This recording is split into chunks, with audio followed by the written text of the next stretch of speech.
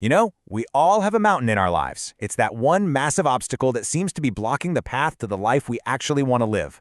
But what if that mountain isn't really out there in the world?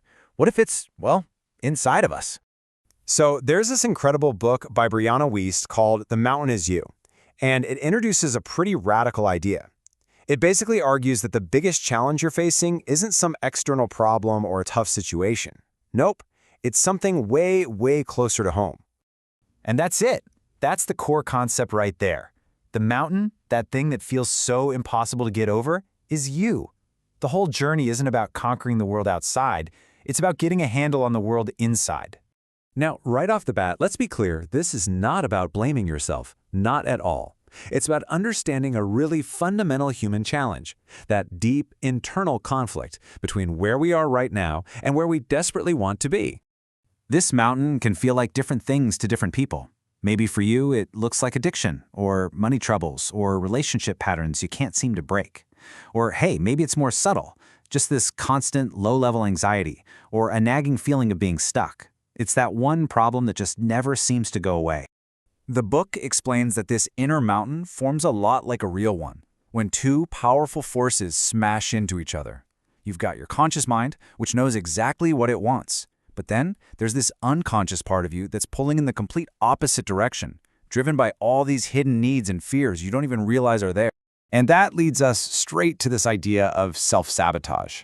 But what if everything we've been told about it is just wrong? What if it's not what it seems to be at all? I mean, this is the million-dollar question, isn't it? We set goals, we make these amazing plans, and then we procrastinate, we get distracted, or we make choices that lead us right back to square one. Why? What is going on? Okay, get ready for a total mind flip here. We beat ourselves up, right? We think our self-sabotage is just a character flaw, a sign that we're weak or lazy, but the book argues it's actually an intelligent, though, yeah, pretty misguided, attempt by our subconscious to protect us or meet some kind of hidden need. So let's define it really clearly. That behavior you just can't seem to shake, it's not random. Your subconscious literally designed it for a purpose, to give you something you deeply need but aren't getting in a healthy, productive way. Think about it like this. When you procrastinate on a huge project, you're not actually trying to fail. You might be subconsciously trying to protect yourself from feeling vulnerable if you succeed, or from the criticism you might face.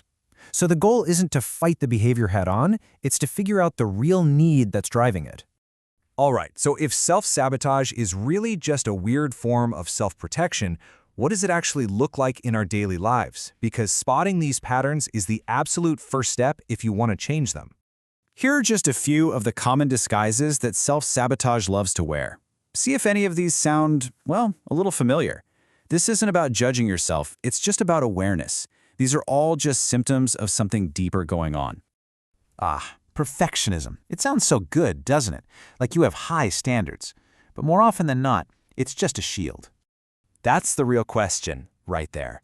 Perfectionism isn't really about doing amazing work. It's about being so terrified of doing imperfect work that you never even start. It protects you from any chance of failure by making sure you never even try. So how do you break out of that cycle? Well, the advice is super simple, but really powerful. You have to give yourself permission to be imperfect. The goal isn't a flawless masterpiece right out of the gate. The goal is just to start. Mastery comes from doing it over and over, not from one single perfect attempt.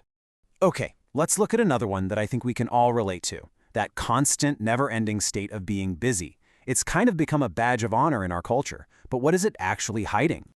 The book is incredibly direct about this one. Busyness is often the ultimate distraction. It lets us fill our days with so many tasks that we never have a quiet moment to face the uncomfortable feelings or the big life questions that we're trying to avoid.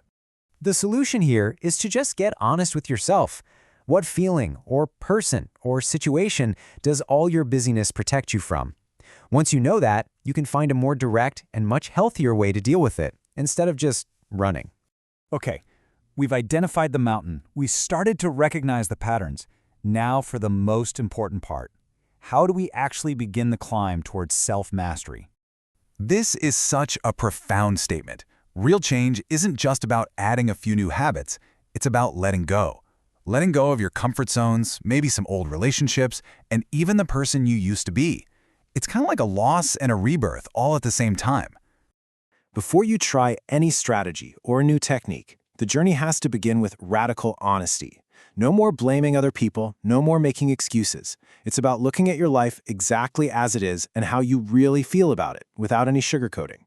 The book suggests this really simple, concrete exercise. Don't just think about your problems. Grab a piece of paper and write them all down. Every debt, every fear, every little thing that makes you unhappy. The point isn't to make you feel bad. It's to get you out of that fog of denial and into the clear light of reality, because that's where real change becomes possible. And here is maybe the most crucial lesson of all. So often we wait until we feel motivated to do something. The book argues that's completely backward. Action creates motivation.